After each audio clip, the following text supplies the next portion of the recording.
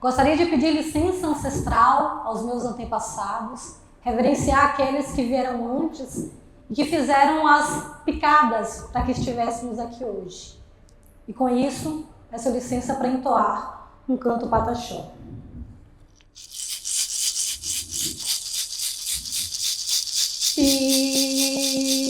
Pindorama,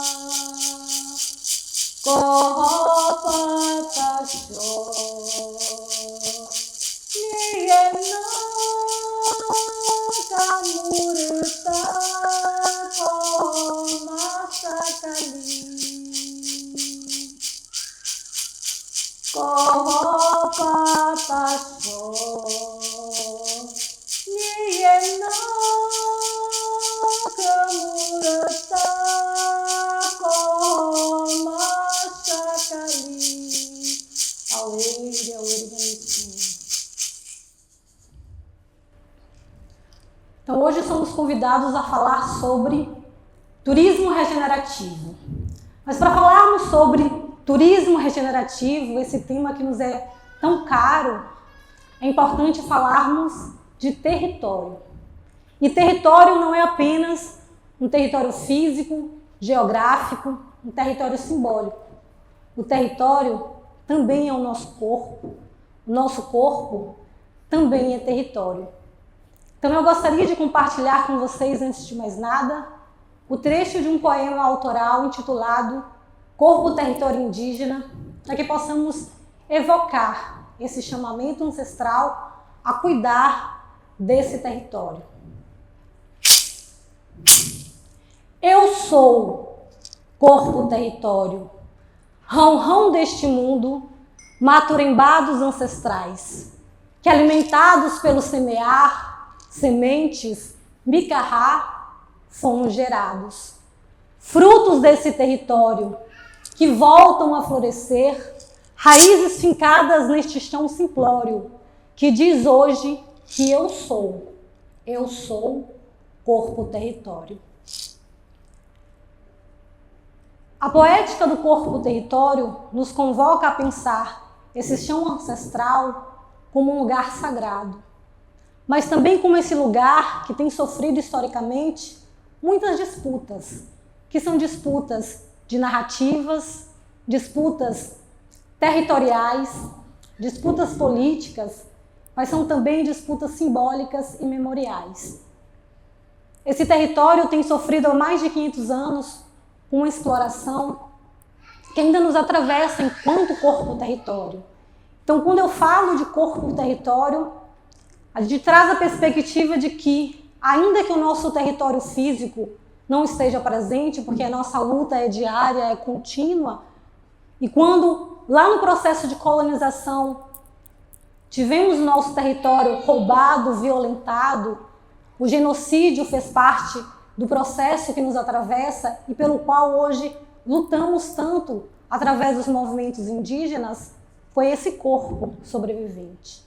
Foram os nossos antepassados que conseguiram fazer com que o futuro ancestral que tanto falamos, chegasse a nós. Então, quando falamos hoje de um futuro ancestral para as nossas crianças, para as gerações do porvir, não estamos falando de algo longínquo, estamos falando do agora. Estamos falando de algo que estamos vivendo todos os dias, cotidianamente.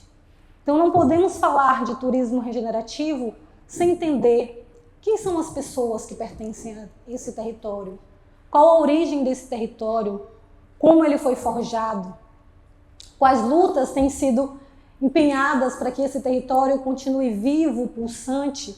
E respeitar o território é respeitar memórias, é respeitar quem veio antes, é respeitar quem está aqui.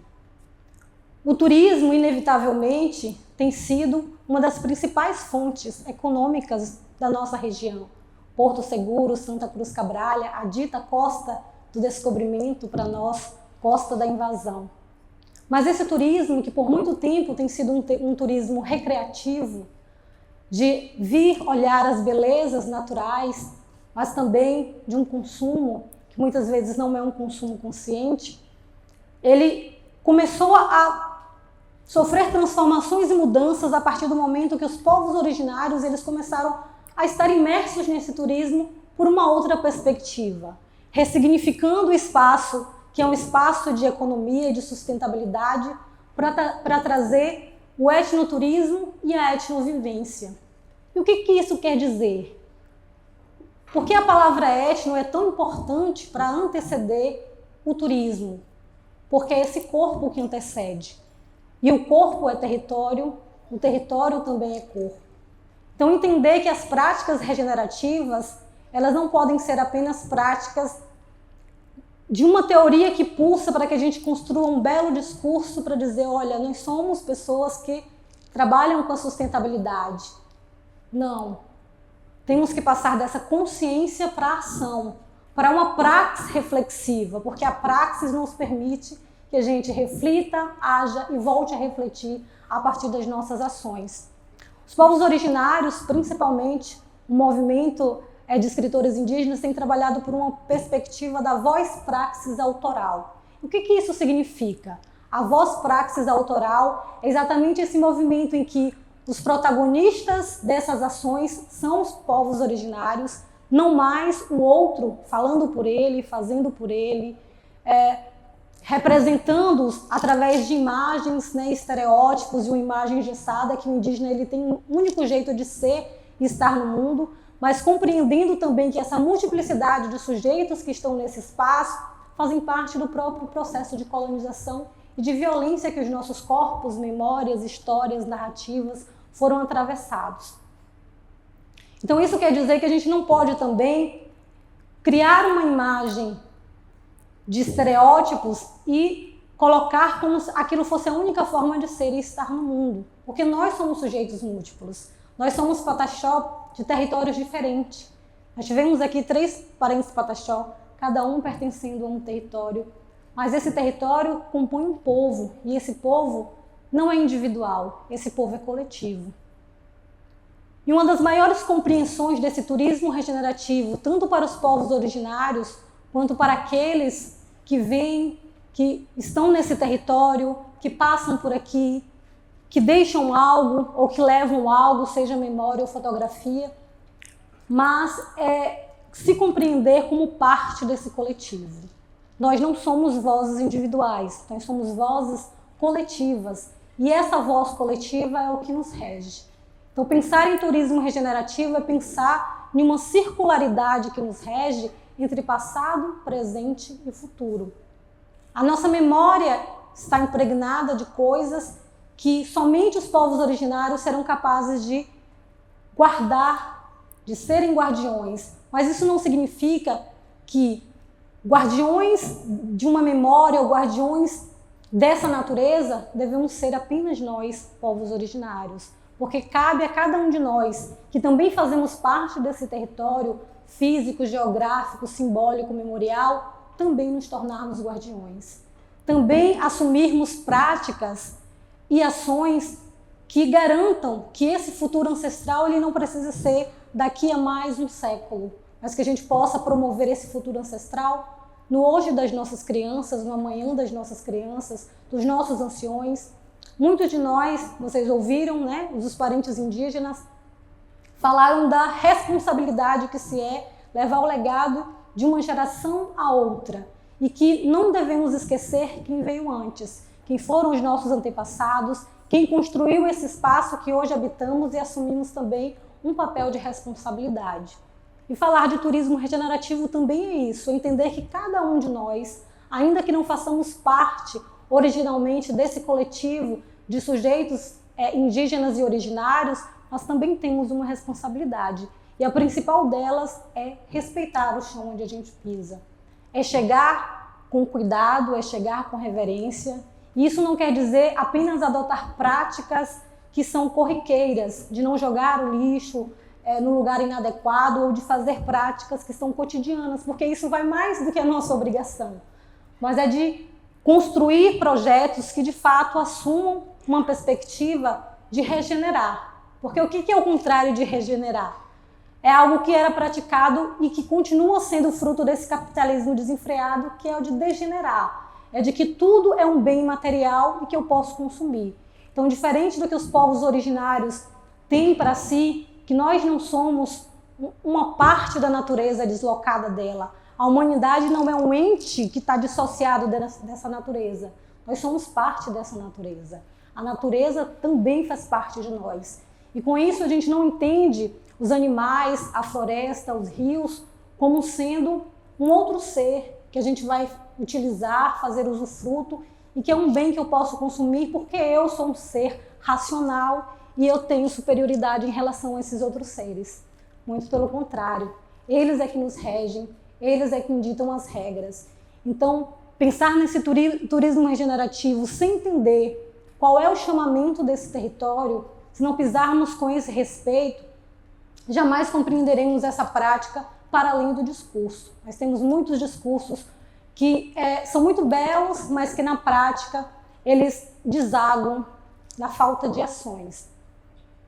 Muito tem se falado sobre bem viver ancestral.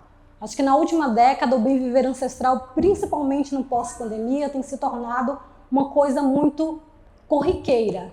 E é quando a gente vai normalizando muito um termo que parece que ele sucumbe também ao modismo.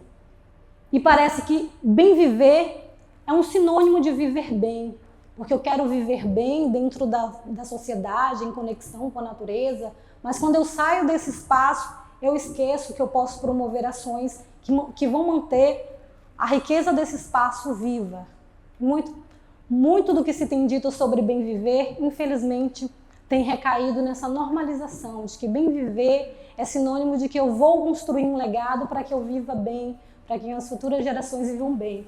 E viver bem muitas vezes é entendido pela sociedade não indígena como sendo sinônimo de eu poder acessar determinados bens, determinados espaços e lugares. E para nós, povos originários, o bem viver, ele não é só uma filosofia, ele é uma prática cotidiana.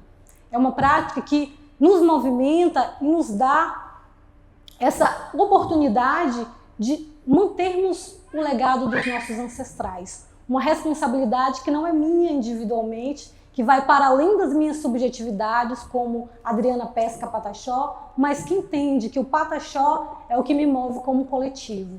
E por isso, quando eu falo, quando eu escrevo, quando eu promovo ações, eu estou promovendo ações que são o reflexo desse coletivo. Então, ainda que, como escritora indígena, eu escreva uma poética que tem a ver com as minhas subjetividades e vivências, mas o que me rege nessa subjetividade é o meu coletivo, é aquilo que eu carrego com uma ancestralidade. E essa ancestralidade requer responsabilidade. Responsabilidade não apenas discursiva, mas responsabilidade prática, daquilo que eu vou levar para onde eu vou levar. Então, onde o meu corpo, o território pisa, eu também tenho que representar um coletivo de maneira responsável, entendendo que o que eu estou falando, eu não falo por Adriana Pesca, mas há também uma carga muito forte da ancestralidade que me rege. Então, como a gente fala tanto de futuro ancestral, o chamado é esse. O futuro não é daqui a 10 anos, não é daqui a 20 anos. O futuro já começou.